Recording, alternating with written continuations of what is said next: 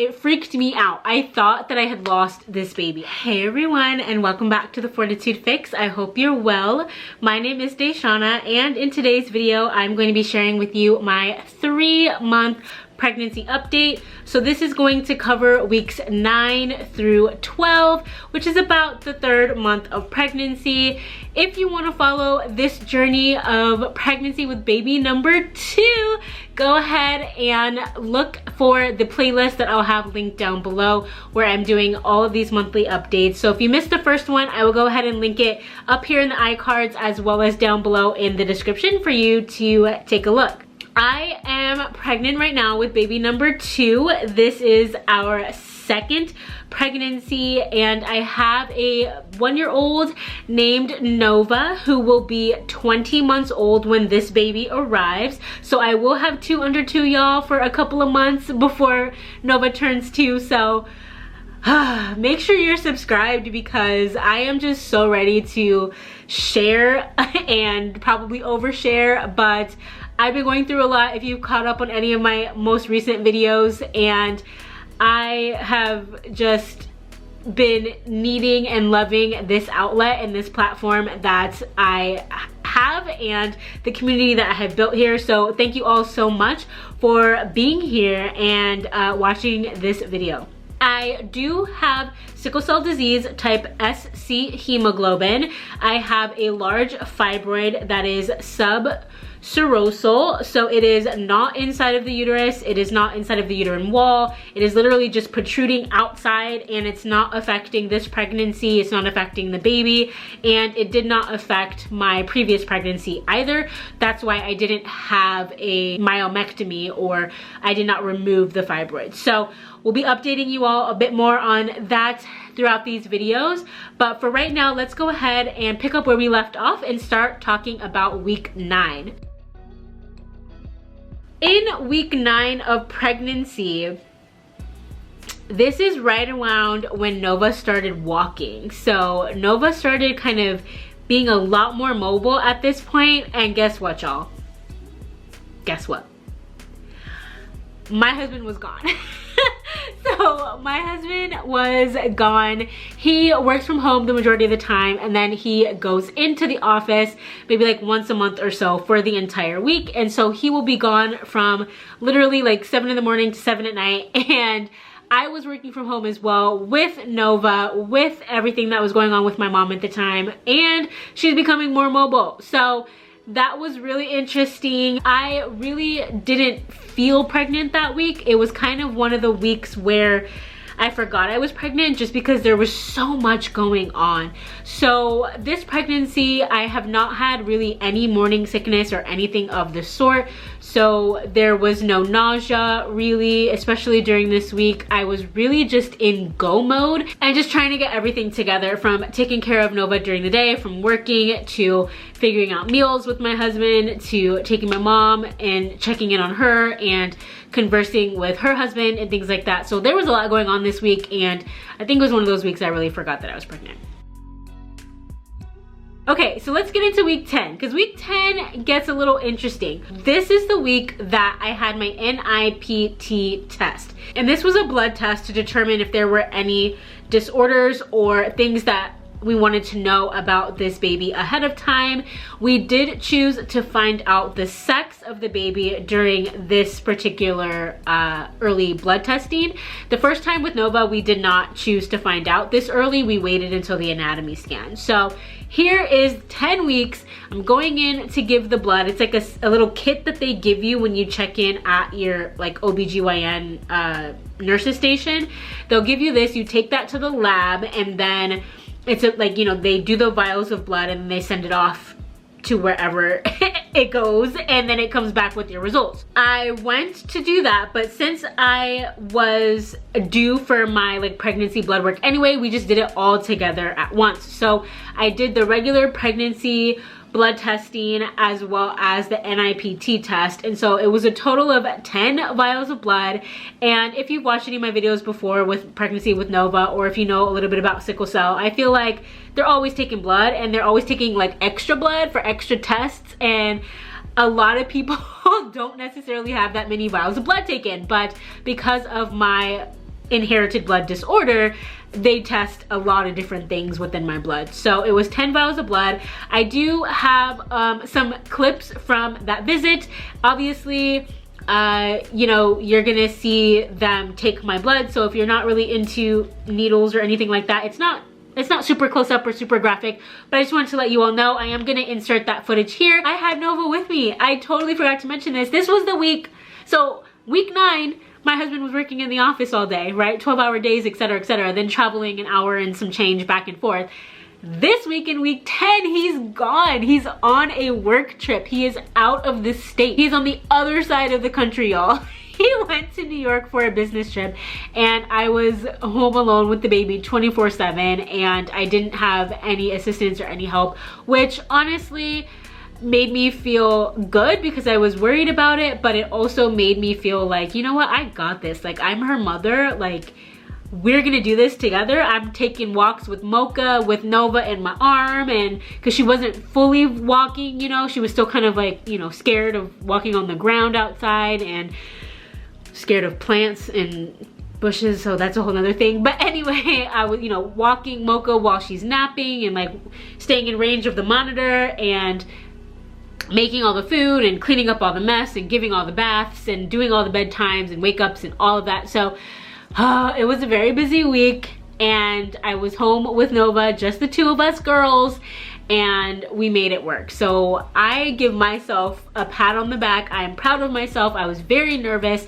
but I made it through, and luckily there weren't any crazy wild things that went on with my mom during that time, so I was able to focus on my household and my family.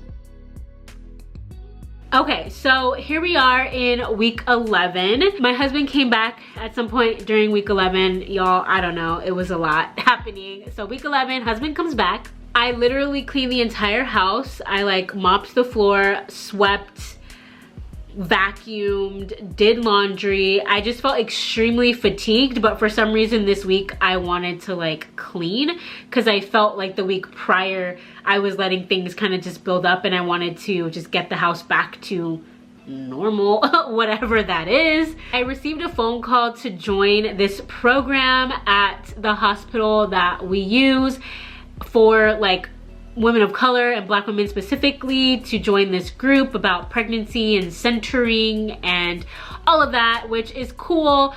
I am a birth doula, I am a Black woman, I am a pregnant Black woman, and I felt really interesting about the phone call and if I was interested in joining, and kind of how pushy it felt for me to join and to let me know that they have this program for Black women. It was really interesting for me.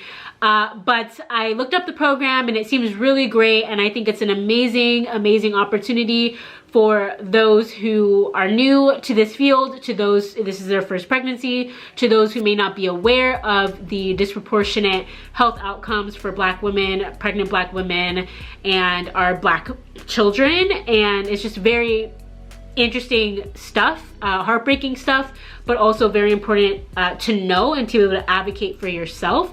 So I am very happy that the program exists.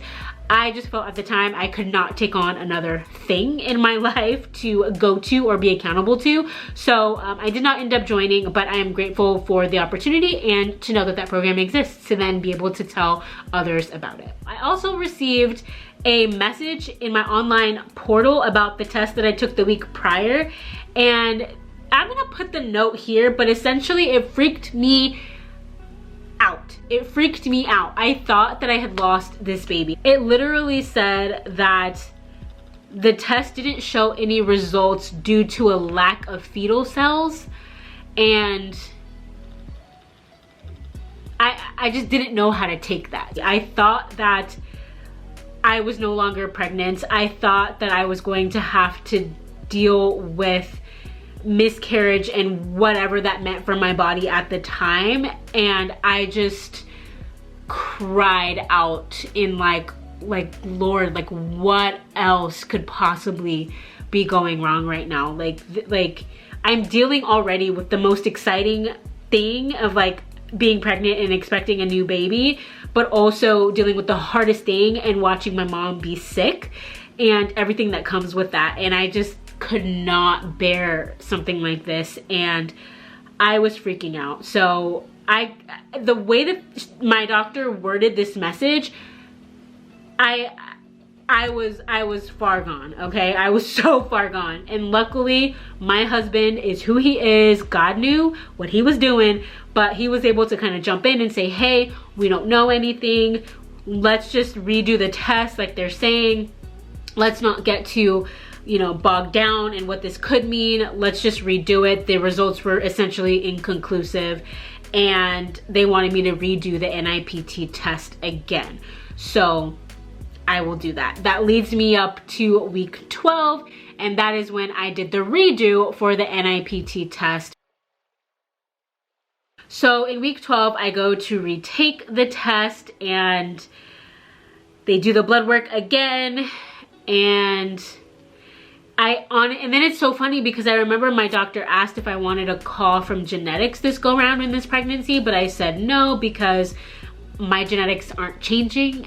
My partner is my husband, and there's nothing new that's gonna happen or that is gonna come up genetic wise that we didn't know before in terms of our genetic history. So I declined the call, but in week 12, for whatever reason, somebody from genetics called me and like forced me to chat with them about like my genetic history. And I know that I have sickle cell. We tested my husband even before we got pregnant with Nova. He does not have sickle cell. He does not have the sickle cell trait.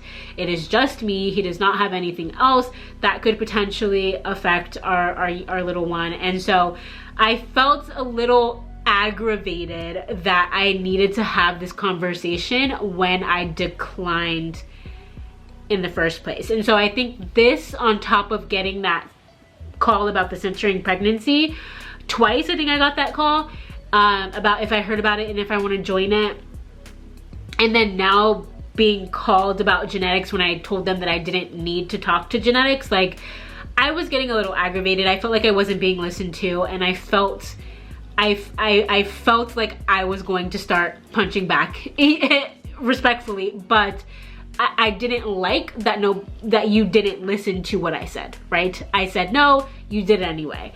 They called me once, I said no, I'll think about it. They called me again, right? Like I don't like that. So week 12 was an emotional week for me in thinking that I had lost the baby, and then all of this stuff happening that I didn't ask for on top of what I was already dealing with. In terms of symptoms, I feel like week 9 through week 12, literally month 3 of pregnancy, was fine. I didn't feel sick. I didn't feel, you know, bad. I wasn't in pain. The only thing that I will say was that I did feel a bit fatigued, but again, I was with my little one for quite a substantial amount of time by myself. So I think that kind of caught up with me. But other than that, it was more so emotional stuff and my obligations at work and with my mom that kind of made me feel fatigued. Okay, so that is all that I have for month 3 of pregnancy. I do hope that you liked this video. If you did, go ahead and give it a thumbs up. Go ahead and also leave me a comment down below. I would love to hear from you. Have you done this 10-week blood testing before? Did you have any pregnancy scares? Let's just engage in the comments. I appreciate you all so much. And like I said, I will link the playlist to these monthly updates down below in the description box. And if you have made it to this point in the video, please go ahead and subscribe to my channel. It means the world to me. I am really working toward making more of my mommyhood and lifestyle content. There's some other news that's coming down the pike that I'm super excited to share with you. And I just love when I see someone who looks like me talking about the things that I'm going through. I know that like mommyhood vlogs and like mommy vloggers are super kind of saturated in YouTube, but there's such a small number of those who look like me, those who have my experience, especially with sickle cell, with successful pregnancies and successful births. And I really just want to put that out there because it's not always these super scary horror stories that are there. I mean, it's really important to digest holistically and hear even the good stories too, because they do exist. So thank you all so much for being here. I will see you all in my very next video on this channel. And as always, remember to fill your cup.